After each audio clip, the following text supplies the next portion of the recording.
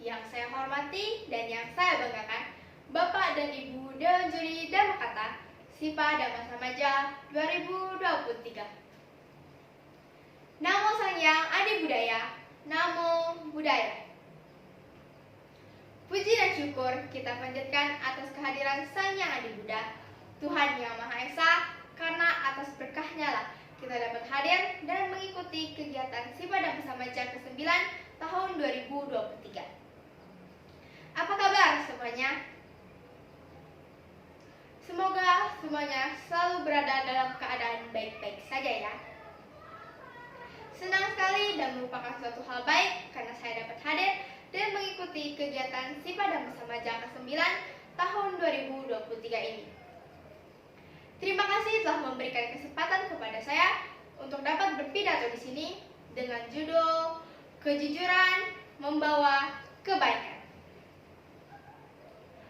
Bapak Ibu Dewan Juri yang terhormat, jujur adalah lawan kata dari bohong atau dusta. Kejujuran merupakan sifat yang sangat selaras dengan ajaran Buddha.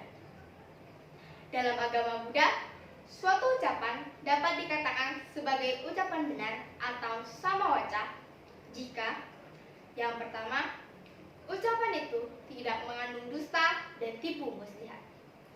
Yang kedua, ucapan itu tidak mengandung fitnah. Yang ketiga, ucapan itu tidak mengandung energi benci. Dan yang terakhir, ucapan itu bebas dari kata-kata kasar.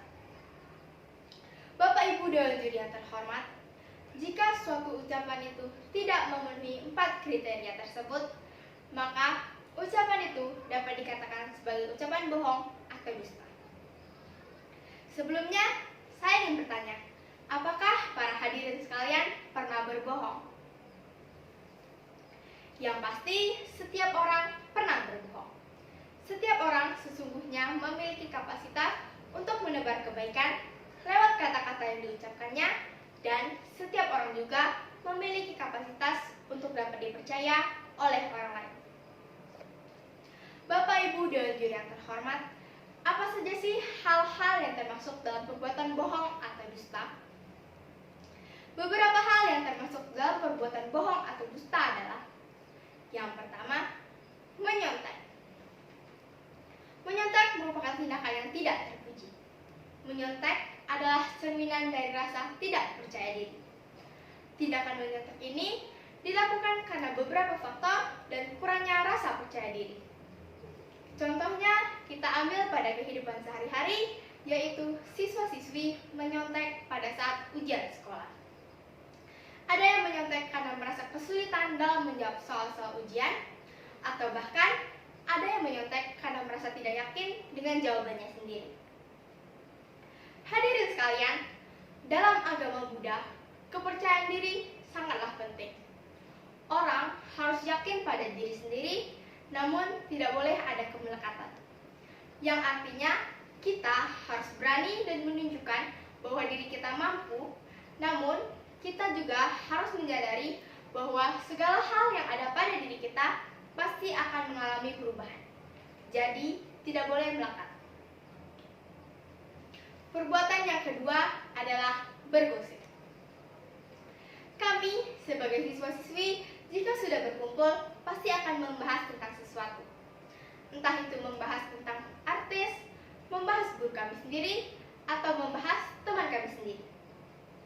Bergosip umumnya terjadi karena adanya rasa iri dengki terhadap keberhasilan orang lain. Hadirin sekalian, dalam Pancasila Buddhis sila keempat yang berbunyi musyawarah, weramani, sikap padam, samadhi, yang artinya saya bertekad melatih diri menghindari ucapan yang tidak benar.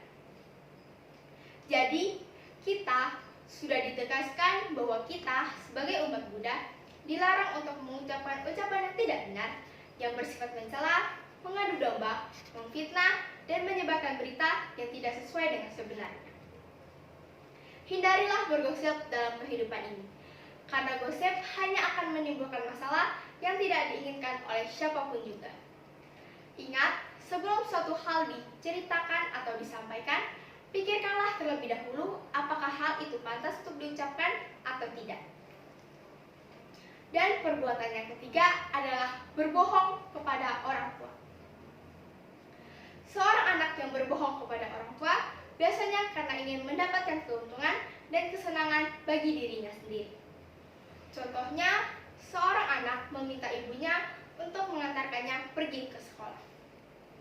Setelah sampai di sekolah, ia malah bolos bersama teman-temannya dan ketahuan oleh guru BK, sehingga orang tuanya dipanggil ke sekolah. Mendengar hal itu, ibunya merasa kecewa karena telah dibohongi oleh anaknya. Kita, sebagai anak, tentunya tidak mau membuat orang tua kita kecewa. Bapak Ibu dan juri yang terhormat, banyak anak yang bahagia karena orang tuanya mau mendengarkan dan percaya kepada mereka. Begitu pula sebaliknya, banyak orang tua yang bahagia ketika melihat anak-anaknya mampu bersikap jujur dan tidak suka berbohong. Karena sikap jujur itu, orang tua mempercayai anak-anaknya. Dengan kejujuran, memungkinkan orang tua dan anak sama-sama bahagia. Hadirin yang berbahagia, itu tadi 3 contoh perbuatan bohong atau dusta. Berucap tidak jujur atau berbohong memiliki banyak akibat yang ditimbulkan. Beberapa di antaranya adalah tidak akan memiliki sahabat yang baik atau sejati, mudah dicurigai dan difitnah, tidak dipercayai, menjadi sasarannya, selalu dimusuhi, dan tidak disukai orang-orang karena tidak dapat dipercaya. Sangat banyak sekali akibat dari berbohong. Namun, jika kita berucap dengan benar dan berkata dengan baik, maka akan mendapatkan manfaat yang begitu banyak. Di antaranya adalah yang pertama, merasa bahagia. Orang yang berperilaku jujur, hidupnya akan terasa tenang dan tentram, sehingga ia dapat menjalani hidupnya dengan bahagia dan baik. Yang kedua, mendapat kepercayaan dari orang lain. Mendapat kepercayaan dari orang lain merupakan manfaat terbesar dari berbuat jujur. Yang ketiga, terhindar dari fitnah. Jadi, jika kita selalu jujur, orang-orang akan percaya kepada kita. Lalu, jika ada orang yang mencoba memfitnah kita, maka orang lain tidak akan mudah percaya karena mereka tahu bagaimana kejujuran kita. Dan yang terakhir, meningkatkan percaya diri. Jika kita selalu berucap jujur, maka kepercayaan diri kita akan meningkat dan tertanam dalam jiwa dan raga kita. Hadirin yang saya hormati, lebih baik tidak berkata bohong karena akan menimbulkan penderitaan di kemudian hari. Lebih baik berkata jujur karena tidak akan ada penyesalan setelah kita melakukannya.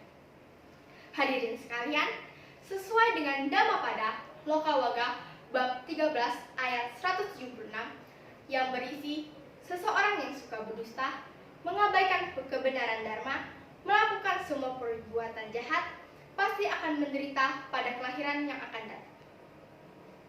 Kebiasaan berbohong adalah cerminan diri dengan karakter yang tidak rajin. Kebiasaan ini akan dilakukan dari satu hal ke hal lainnya. Janganlah bergaul dengan manusia dengan tipe demikian, karena sesungguhnya ia adalah perusak dan racun perusak bagi kebajikan. Hadirin yang berbahagia, marilah kita bersama-sama membiasakan diri berucap jujur untuk membawa kebaikan dan menebar semangat melalui kata-kata serta menebarkan keyakinan tanpa dusta dan tipu daya. Demikianlah pidato yang dapat saya sampaikan. Jika ada kata yang salah dan menyinggung perasaan Bapak dan Ibu juri, saya mohon maaf. Saya akhiri. Sabe sata, bawantu sukitata. Semoga semua makhluk hidup berbahagia. Sadu, sadu, sadu. Namo Sang Hyang Adi Budaya. Namo Buddhaya.